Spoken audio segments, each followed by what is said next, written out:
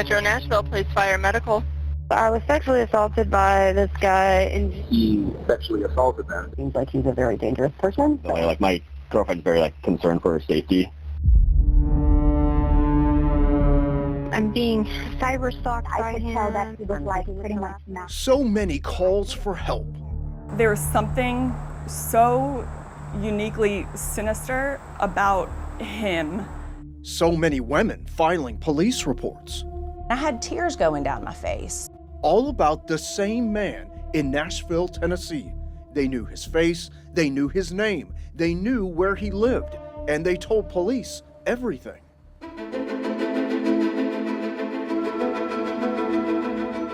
All the while I'm saying, I don't like this, you need to stop, you need to let me go. But no arrest, year after year. My assault didn't have to happen, and the assault of all the women after me didn't have to happen. They had so many case files on this guy, and they just allowed him to keep going.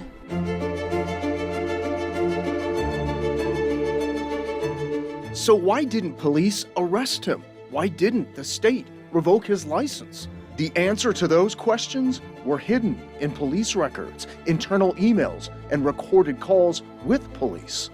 I don't generally like us telling people this, but I can tell you I've had multiple reports on him. Evidence ultimately obtained for the first time by WSMV4 Investigates. What we found was a flawed justice system that failed dozens of women. When you review how this case was investigated, what's the word that comes to mind for you? Lazy, drop the ball, incompetent. This person was a predator. I think he's a predator. I had no idea that I was going to a predator. I'm WSMV4 Chief Investigative Reporter Jeremy Finley, and this is Predator, a podcast investigation. Chapter 1, The Crimes of Tarek Mentouri.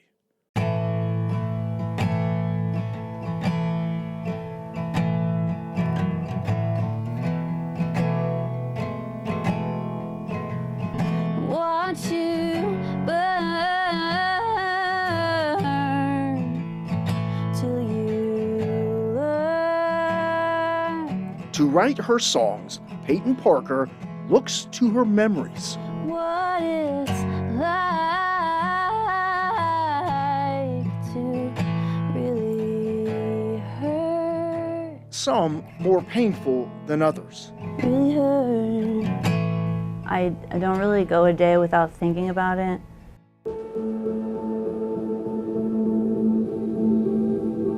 I first talked to Peyton in July of 2020. I work at the investigative unit at WSMV TV, and a producer upstairs with our station's lifestyle show emailed to say that she knew of this woman named Peyton who'd been assaulted by her massage therapist, and that Peyton had uncovered there were other female victims, all who identified the criminal. Peyton was upset that police hadn't made an arrest.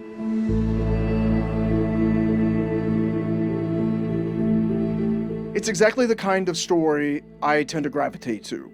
I'm a crime reporter, and I've made a living out of investigating injustice and corruption, especially in the criminal justice system. But I hadn't been doing a lot of crime reporting that summer. After all, we were in the midst of a global pandemic. All of my investigative reporting was laser focused on COVID at the time, especially how the institutions designed to keep people safe were failing and people were dying.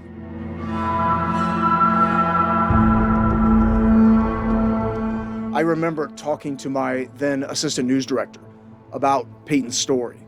After all, if a man was indeed preying on women in real time, we needed to find out what was happening and certainly warn women. My assistant news director, herself a woman, said, add that investigation to your to-do list. Now, I want to warn you right now, this content is tough to hear. It could be a real trigger for a lot of people, especially women. But journalism is all about telling hard truths, and the people telling this story are all women. I don't even want to look at you. Starting with Peyton. She was just 25, among the scores of musicians who come to Nashville knowing that she would need a job to make ends meet while pursuing her dream. On July 17, 2020, she arrived at a studio in North Nashville for a job interview as a massage studio assistant for a man named Tarek Mentouri.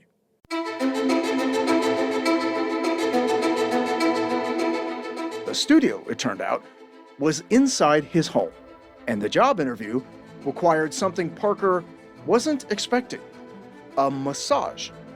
She says Mentouri would then put lotion on his hands and began massaging her shoulders and feet.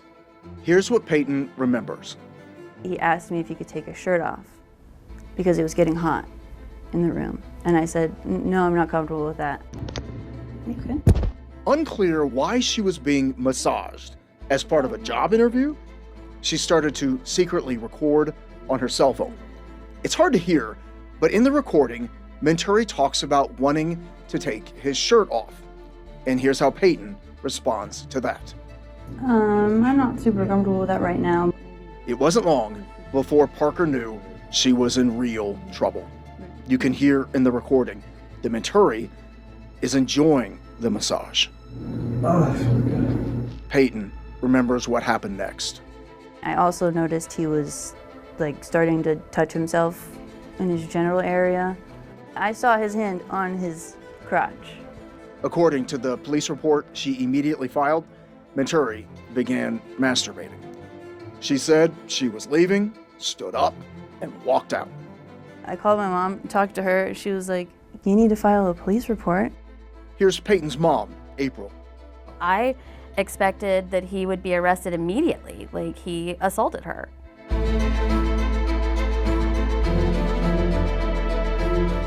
And that is how our investigation started. A single interview with a single woman. Peyton and her mom wanted me to know they'd already found a few other women through social media who said they too had been assaulted by Mentouri and reported it to police. Now here's the thing about police reports, especially those about sex crimes. At the time of the crime, they are not public record, especially as detectives conduct their investigation. It meant we'd have to find these women with no public records, but we would find out that one woman would lead to another, and another, and another. And that is how I found Kelly Cochran, who spoke openly about going to Mentouri for a massage. He had his hand on his crotch.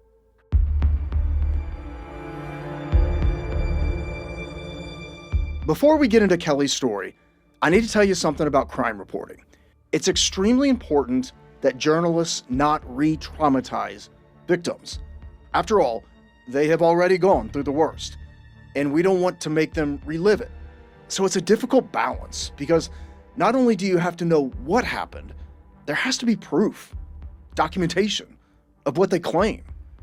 I always tell victims, this is your ballgame. You tell me what you're comfortable talking about. And if you have records of it, I can use that to tell your story too.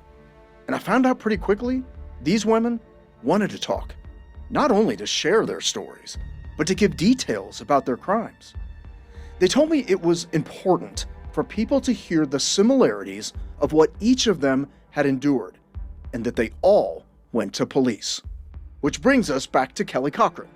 2 years before Peyton Parker would go to Mentouri for her job interview, Cochran, who's a wife and mother of 3, got a gift card for a massage in February 2018, and she used it for a massage with Mentouri.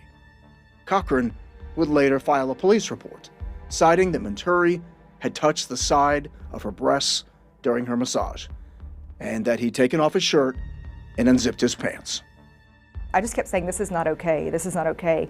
Do you have any doubt that he was actually masturbating? I don't have any doubt. Here's another challenge with crime reporting.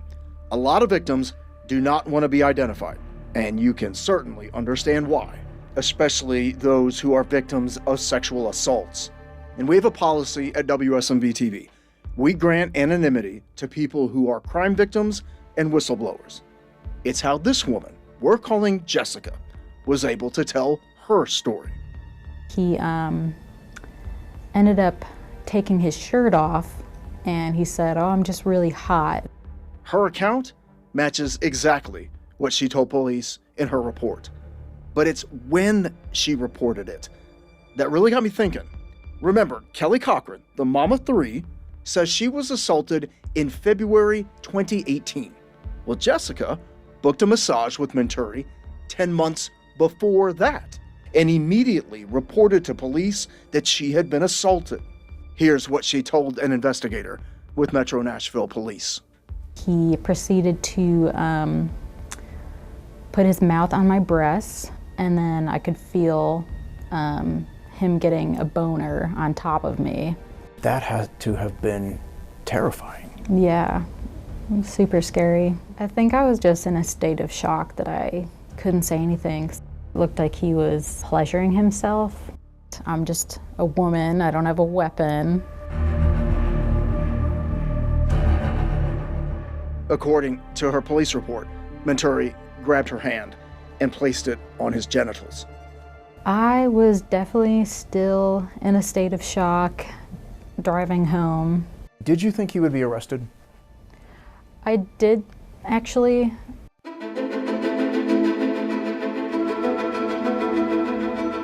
People are always more than just numbers or statistics. But it was important at this point for us to start keeping track of the police reports filed before Peyton Parker was assaulted in 2020. We would find a third woman who filed the police report just 4 months after Jessica. She would file it in Clarksville. Now that's a military town northwest of Nashville. That woman's name is Julia Stone. Julia wrote in her police reports, Mentouri made moaning noises and could feel his genitals touch her leg. Julia was adamant in her interview with us that she did not hesitate to call police. I reported the incident within hours of it happening to me.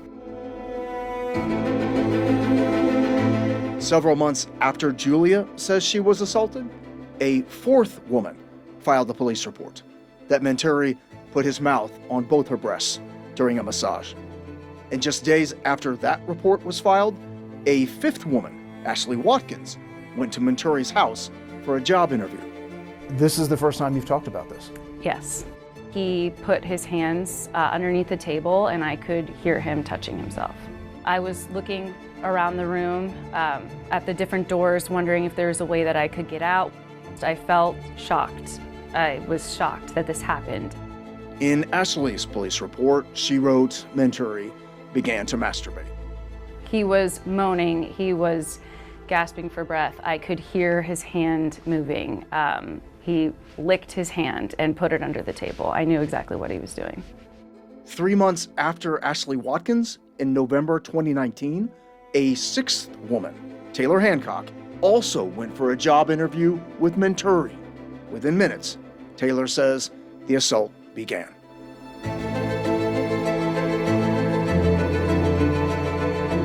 All the while I'm saying, I don't like this, you need to stop, you need to let me go. Then he instructed me, to go lower, lower, lower until I was massaging his genitals. Then I had to kiss his genitals, and then that turned into full oral sex.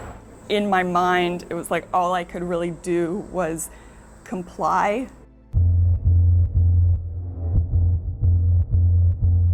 There was something so uniquely sinister about him. Hancock detailed the assault in a police report, but noted she did not wish to prosecute, only wanted it reported. But she tells me that she later reached out to Metro Police because Mentouri was texting her, writing, "I'm so sorry for exposing myself and having my privates near your face." Mentouri, though, still wasn't arrested.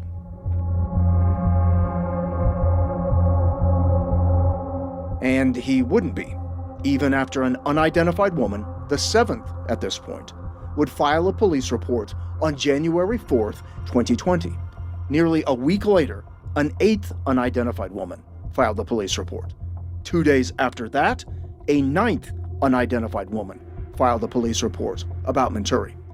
And a month later, a woman that we're calling Marissa became the 10th woman to go for a massage with Mentouri and then contact police.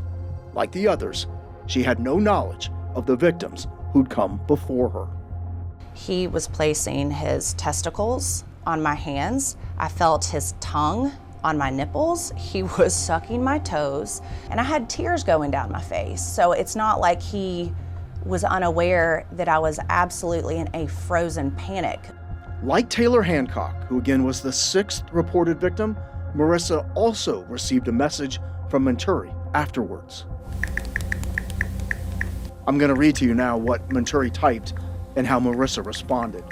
Mentouri wrote, "Enjoyed!" Marissa wrote back, "I'd prefer you not forced your mouth on mine and put what was clearly your penis on my hands." Mentouri responded, "If you had told me anything, I definitely would have complied. Please forgive me." Marissa, "I thought pulling my face away and telling you no was enough, and crying should have been another indicator."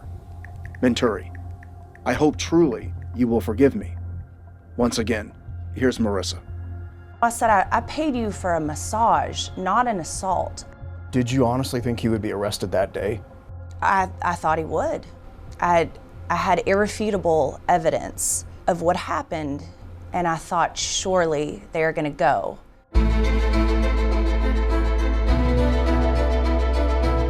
On the same day Marissa filed her police report, 2 other women filed sexual battery complaints about Mentouri, bringing us now to 12 women. And we spoke to the 12th woman, who we're calling Nina. She told police Mentouri put his genitals in her hand. I don't think they took it seriously.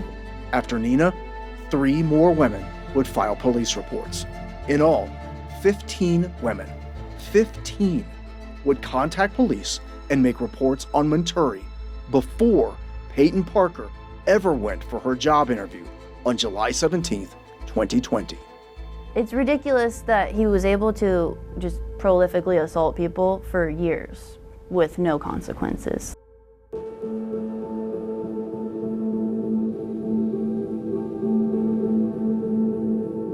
But the reported assaults didn't end with Peyton Parker. Far from it. And people weren't just filing reports, they were calling 911. I was sexually assaulted by this guy. My girlfriend's very concerned for her safety. He's a very dangerous person.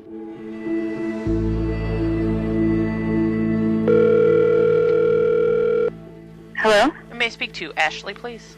Hi, this is Ashley. Ashley, my name is Kim Rothwell. I'm a detective with Metro Nashville Police.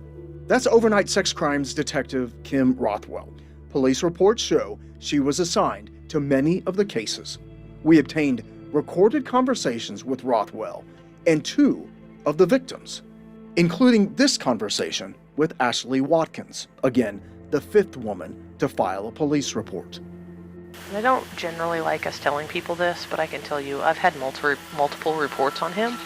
The problem is a lot of the experiences are like yours, where it gets weird enough that people are like, okay, I'm leaving before something gets more. And he just barely doesn't meet the level of a sex crime. There's an element in sexual battery for most of my cases that we don't reach because we have to prove that it's for sexual gratification. On your case, our situation may be that we can definitely prove that it was for sexual gratification based on your observations. I mean, he was making noises and had his parts of my body fully in his mouth. It was very obvious what was going on. It wasn't a secret. Here's the criminal charge that Rothwell says Mentouri could face. I definitely think that simple assault would apply here.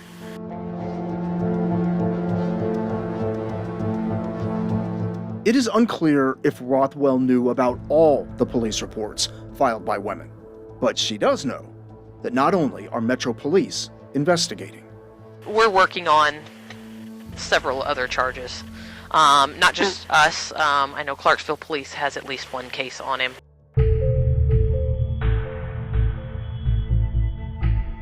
That case was Julia Stone's, again in Clarksville, Tennessee. Not only had she filed the report, she'd given them her clothing for potential DNA. Her case not only adding what she says happened, but potential physical evidence. They still have my clothes and DNA evidence. It's something Rothwell talks about in her call with Ashley Watkins. We're looking to try to get some DNA from him on another case. I do still have my socks that I've not washed. Okay, hang on to those. And I have them in a plastic bag. And it turns out yet another woman got tested for DNA evidence. And you've actually heard from her, Jessica. Back in September 2018, as the second documented victim of Mentouri, Jessica went to the city's sexual assault center for DNA testing. She did not shower after arriving home from the reported assault. A nurse came in and she actually swabbed my breasts and my toes and took samples. So I thought maybe they could take samples from my breasts or my feet, do something with the saliva. Her 2018 report reads, Detective Rothwell of MNPD Sex Crimes was notified. Once again, here's Rothwell and Ashley Watkins.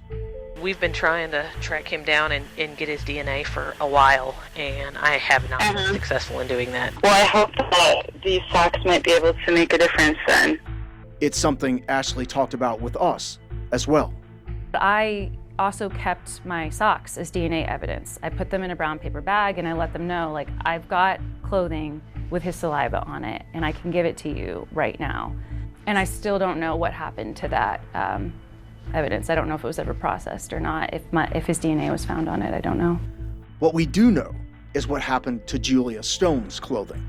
We asked Clarksville Police about it. A spokesman wrote in an email that her clothes were not tested for DNA.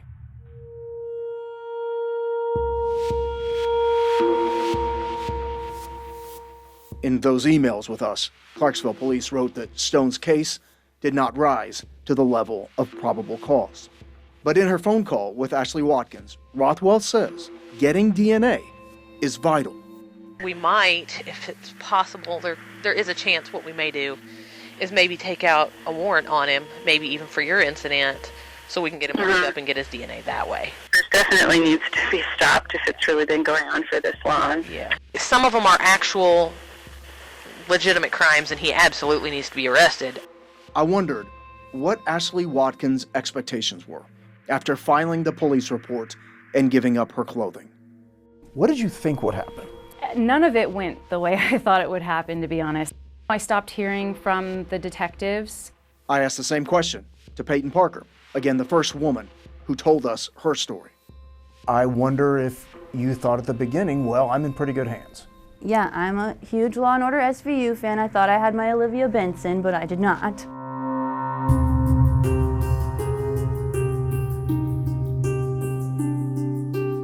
In an email between Rothwell and a Clarksville detective, Rothwell writes they don't have his DNA, that Mentouri won't come to the door to talk to police, and, quote, we haven't slowed down enough to be able to get a workable plan for him, citing, quote, the vast majority of our cases are only chargeable as simple assaults.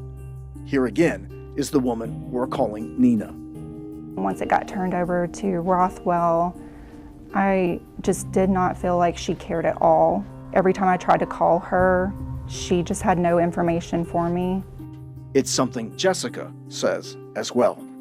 Heard from the female detective 3 months later. She said it was still in process. She would get back with me. I tried emailing her, tried calling her, never got anything back.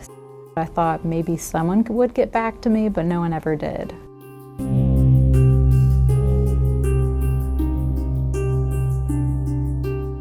And women weren't just filing complaints with police. They were also alerting the State Board of Massage Licensure. That's the agency in charge of revoking massage licenses. We obtained a complaint filed with the state in 2017 from a woman claiming provocative sexual assault by Mentouri. This woman, we're calling Murri, says she filed a complaint with the state after her assault in March 2020.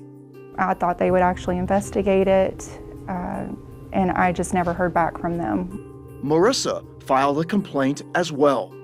The massage board had multiple complaints on him and allowed him to keep practicing. So the police and the board, to me, are complicit in my assault and other people's. The recorded calls with Detective Rothwell confirms the state was investigating.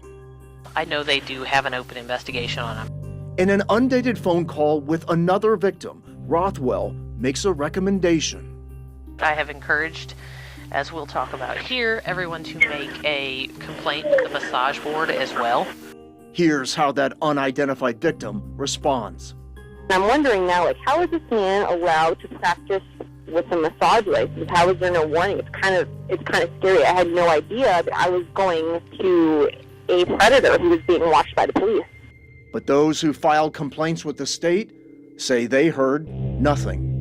Crickets for years until your story came out.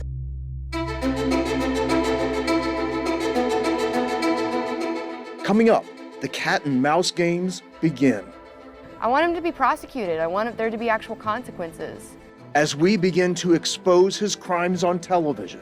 When I saw that news story, it kind of destroyed me. I was angry. Mentouri continues to violate women. People like me are falling through the cracks. And no arrest. It's really frustrating. It's really troubling. A famous talk show gives Mentouri a national audience. This story made the news in Tarek's hometown.